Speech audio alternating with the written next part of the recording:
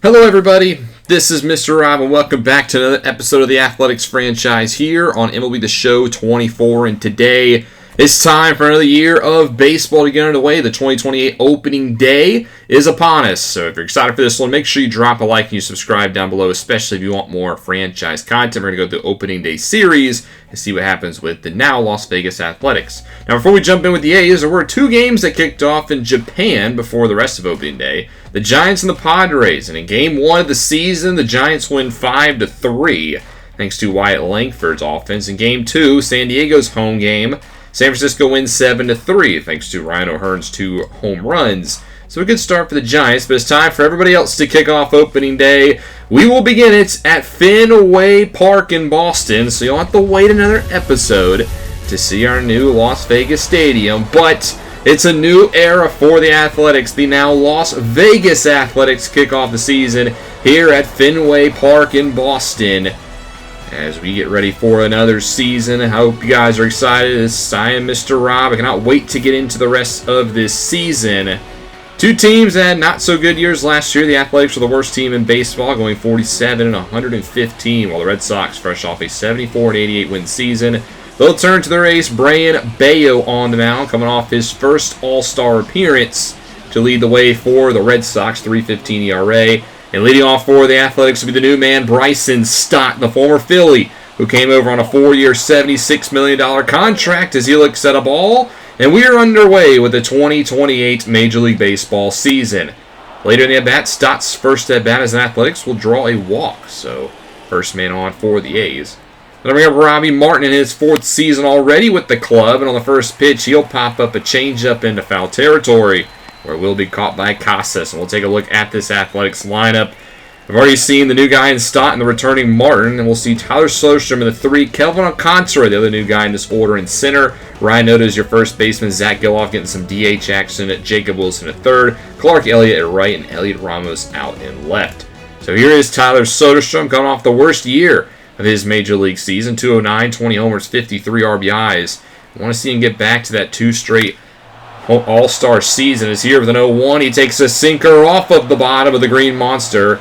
It'll be a single for Soderstrom, and Stott's on 3rd. And just like that, the Athletics offense has a scoring opportunity for Kevin Alcantara, the former Chicago Cub, acquired in the Mick Abel deal before the season. Full count pitch to Alcantara, and he looks at strike 3. The slider front doors him. Good pitch there by Bello, brings up Ryan Noda. On the first pitch, he'll grind it over to 3rd, where Devers will make a great play, and it keeps the Athletics scoreless through 1. On the mound for Las Vegas will be Shane Bieber, the 2020 AL Cy Young Award winner, coming over on a 4-year, $80 million contract. The Athletics wanted an ace in the offseason. They got one in Bieber, fresh off a World Series winning season with the Cleveland Guardians. He'll start off against Jarren Duran, who had career highs last year at home runs and RBIs with 21 and 59 apiece. 2-0 pitch to Duran. He'll lace it to straightaway center field, where Alcantara will make the play. And Bieber's first batter will be an outs as an Athletic. We'll take a look at the Red Sox lineup. Very top-heavy. Masataka Yoshida coming off a career season, followed by Rafael Devers with 305 career home runs. Tristan Casas back at first base. Zach Deloach the DH. Cedane Rafael at right. Connor Wong at catcher. Nick York at second. And Trevor Story at short. Here is Yoshida up next, coming off a career season as he pops this one up over to right, where Elliott will make the play for out number 2. 2 down now for Rafael Devers, one of the players I hate facing the most, as he has a history of just smashing baseballs with 305 career homers, but Bieber will strike him out. And his first inning as an Athletic will be 1-2-3. Go top 2 now. Here's Zach Geloff up for the Athletics. A lot has been made of his future with the club, as he has a 1-1 count here, and Geloff will chop this up the middle. Going to be a tough play for York, and Geloff will be out the throw for an infield single. So a single to begin the second will bring up Jacob Wilson, coming off an all-star season where he had career highs with 8 homers and 42 RBIs. Not necessarily all-star numbers, but he got the nod as he crushes a sinker to deep right field, but it's slicing foul. That would have been a huge start to his season. Instead, he'll step in on the next pitch. He'll try to get a cutter into center. Times it up well, but gets underneath it. And what could have been a 2-0 start for the Athletics is now out number 2 in the second. They'll bring up Clark Elliott, who played pretty solid as a rookie, hitting .225.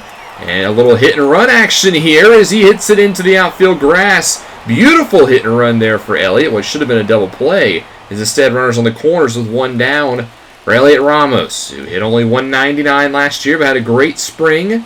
Has been given the chance to start in left field on opening day. 0-1 pitch to Ramos, and he'll chop it over to short, and this will be a 6-4-3 double play.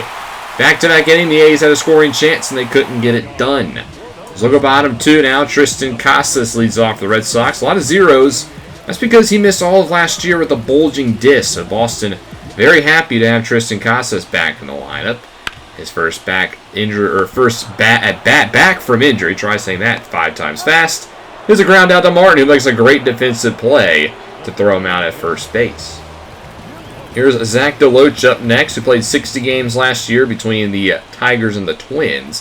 Now finds his way here in Boston as he laces into left, but Elliott Ramos will stab it for out number 2. 2 down now for Ceddanne Rafaela, who only missed 1 game last year. Was one of the Ironmen for the Red Sox. It's a 2-2 here, and he strikes out on the inside fastball, and Beavers through 2 perfect innings. We'll stay with him as we go bottom 3. Here's Connor Wong up for the Red Sox, who had a breakout season last year. And he's looking to continue it here as he hits this one off with the Green Monster to begin the 3rd.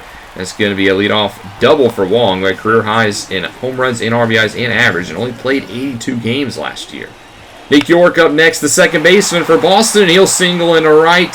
Long speed, he'll round 3rd. Elliott with a great throw, but it's not in time, and Boston has scored first off the RBI single from Nick York.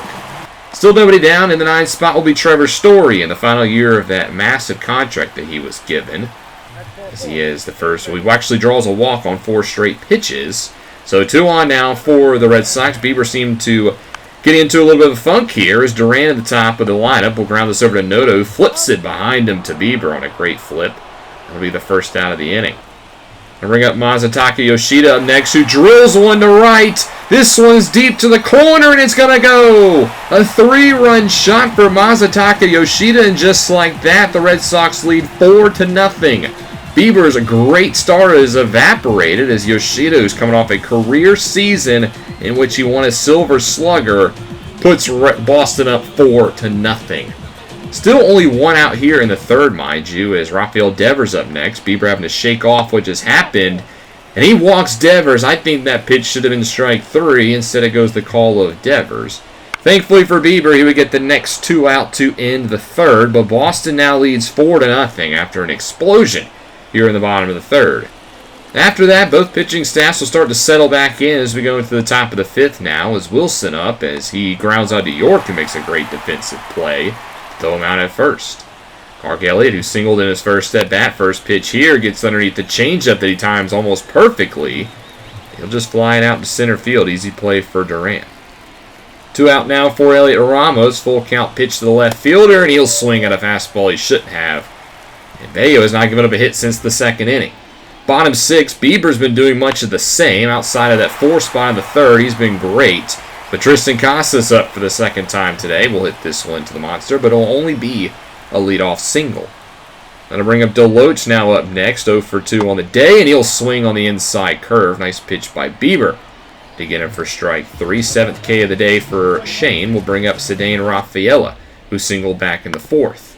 0-1 here. He grounds over to Noto, who will bat it down, and he can't seem to get rid of the ball, and Rafaela is safe. That's going to be a base hit. I think it should have been an error. Don't know who should have got credited for the error, but that looked like an error. Fortunately, though, for us, it will not matter, as that's a 6-4-3 innings double play, as Bieber will go 6. And if you take out that 3rd inning, he pitched almost perfect.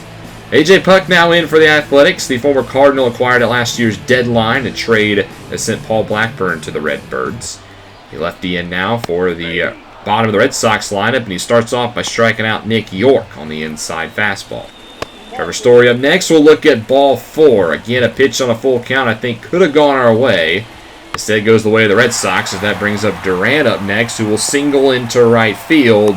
Now the Red Sox have something going for the first time since the 3rd. Runners on the corners, only 1 down. And it's Masataka Yoshida. Full count pitch. Puck gives him nothing to swing at. I don't blame him, but the thing is you load the bases for Rafael Devers. 0-1 pitch to the third baseman. He'll chop it through the right side of the infield. That's going to score one. Duran's speed. He'll round third. But Elliott with an absolute dime will get him at the plate. I thought for sure that was going to be a 2 RBI single. Instead, Elliott leaves it to 1. Red Sox do lead 5-0, but Elliott could have made, or if it weren't for him, it would have been a lot worse. As we'll end the 7th, Boston up 5-0. Go top 8 now here with the Athletics as their offense has gone ice cold. Jacob Wilson up again. He flies out to right for out number 1. Bayo still in the game, mind you. Pitch count in the 90s as Elliott up next will ground it up the middle, and that will be a base hit. The first Athletics hit since the 2nd inning, mind you, as he's on first base. Ramos now up next. First pitch to him, and he will chop a fastball also for a base hit. Now the Athletics have 2 on with 1 out in the top of the lineup. Stadio has yet to record a hit today. 0 for 2 with a walk. Turns on a changeup. Hits it well into right, but it's right at Rafaela. Runner will tag and go to third, and Elliott will be safe. And now another scoring opportunity here for the A's. It's up to Robbie Martin now. 1-2 pitch to the shortstop. Bayo on pitch 1-0-2. Martin checks the swing, but they'll say he went around. A close call. Goes the way of the Sox, and that will end the 8th 5-0. We'll go top 9 now. Garrett Whitlock in for the Athletics. Acquired in the offseason a trade from the Blue Jays, who was great last year for Toronto with a sub-1 whip. He's tasked here with the 8th, and Zach DeLoach up first, who chops it over to Wilson. Easy play for the All-Star. It throws him out at first base. Cedane Rafaela now with a 2-hit day, and he looks at strike 3 now. That was a close call that finally went our way, as that's 2 down now for Connor Wong, and he'll chop this over to Martin at short. He'll have to make a tough play, but Martin will make it, flashing the defensive leather today. As Whitlock goes 1-2-3, we'll go bottom 9 now, or top 9, I should say. The last chance for the Athletics. Soderstrom with a great pitch to start it with. We'll just pop it up to short. Bayo's also in the game. Pitch count at 1-12 now, but he strikes out Alcantara. He's 1 out shy of the complete game shutouts, and it's up to Ryan Noda, who's 0 for 3, struck out back in the 7th to keep the game alive. First pitch to Noda, and he'll pull it over to first, and a nice deflection by Casas, who will field it, and he'll throw Noda out at first base, and that will end this one. Boston is victorious on opening day by a final score of 5-0. As overall, it's just a win for the Red Sox. Don't really know what else to say. Obviously, they had the 4 spot in the 3rd that propelled them to victory, and our offense just got cold after a pretty hot start. The offense did have 3 innings where they had scoring opportunities and couldn't capitalize. So a tough loss here for the Athletics to begin their season, as Bayo gets the complete game shutout. Will be named your player of the game for it, striking out 10 batters, only 5 hits given up to the Las Vegas offense. We'll see some other opening day scores, starting off with the defending champion Guardians, who beat Kansas City 2-0. We talked about how we pulled Bieber away, but if you watch the preview, Cleveland has a deep rotation, and, well, Gavin Williams goes a complete game shutout to begin. Arizona, the NL pennant winners, lose their opening day to the Giants 7-4, as San Francisco starts off 3-0, and it looked pretty solid to begin their NL West tenure. You also get a trade to start the season. The Mets acquire Matt Thaiss from the Mariners for prospect Nicholas Leonard. I guess New York felt like they needed some more depth in the catcher position as they get Matt Thaiss. Game 2, we do win 3-1. Jacob Wilson with 2 RBI triple in the 7th, as well as Mackenzie Gore with a nice solid start to begin his Athletics debut. And Bartolo Ayala gets his first career save. Other scores around the league, the Dodgers beat the Rockies 18-3, including a 12 spot in the 7th, where Jake Berger and Stone Garrett combined for 11 RBIs to propel them to victory. The Dodgers, they're always going to be one of the teams to beat in the National League. An exciting one in New York, the Mets beat the Cardinals 6-5 on a game winner, as they win it off the bat and start 2-1 to begin their season. Game 3, before we get there, the Padres acquire Eli Morgan from the Guardians. Interesting trade for Cleveland as they get prospect Jim Prince and ship the 31-year-old over to San Diego, who didn't get off to a good start in Japan and make a quick move. We lose the 3rd game 5-4 in 11 innings, so Zach DeLoach is the game winner for the Boston as Kevin Alcantara goes deep, but Anthony Bender in his first performance for the A's blew it in the 8th, giving up those 2 earned runs. So we start off 1-2, and now we'll head to our first full week, where next episode we'll face both of the Subway Series teams. We'll head to Citi Field for 3 against the Mets, before finally having our Las Vegas opener against the New York Yankees. Of course, MLB gave us the Yankees, opening up a new ballpark. But even though they lost the series, I'm excited for the rest of this season. I can't wait to get into it here with the Las Vegas Athletics. And of course, next episode, show you our new home in Las Vegas. Hope you guys enjoyed. Thank you guys so much for sticking around with the series as we get into the new era of athletics baseball. If you enjoyed, make sure you drop that like and you subscribe down below, especially if you want more franchise content. This is Mr. Rob, and I'll see you in the next one.